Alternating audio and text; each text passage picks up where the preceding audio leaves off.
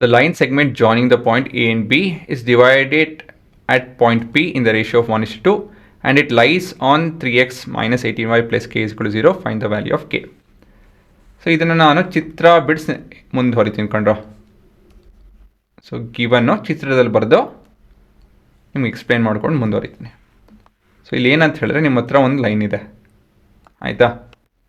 So ಈ line segment ಹೇಗಿದೆ ಅಂತ ಹೇಳಿದ್ರೆ, so we have 5, 1 at one end and we have 3, 2 at the other end.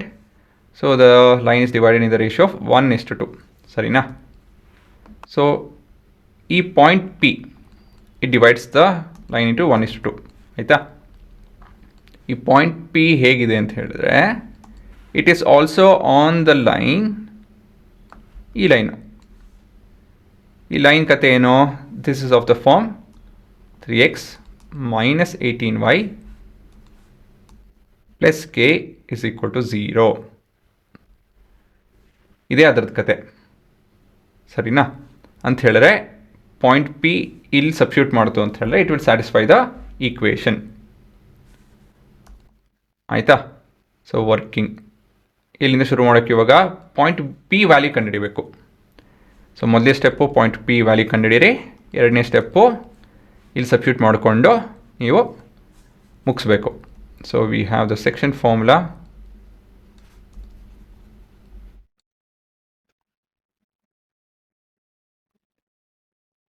Section formula ಉಪಯೋಗಿಸ್ಕೊಂಡು ನಾವು X Y value ಕಂಡುಹಿಡಿಯೋದಕ್ಕಾಗೋದು.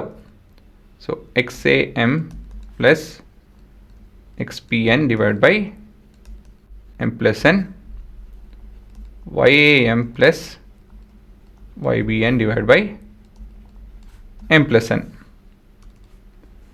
So this is equal to 3 into 2 plus 5 into 1 alva divided by 3 comma 2 into 2 plus 1 into 1 2 into 2 plus 1 into 1 divided by 3. So ಇದು solve ಮಾಡ್ತು ಅಂತ ಹೇಳಿದ್ರೆ we have 6 11 by 3 comma 5 by 3. ಈ value ಬಂತು. ಇದರಿಂದ ಏನು ಉಪಯೋಗ? Since P is on the line, on substituting ಏನಾಗುತ್ತಿದ್ದು will get LHS is equal to RHS ಅಂತ ಹೇಳಿದ್ರೆ ಇದನ್ನು ಸಬ್ಸ್ಟಿಟ್ಯೂಟ್ ಮಾಡ್ತು ಅಂದರೆ it will be equal to 0 ಆಯಿತಾ.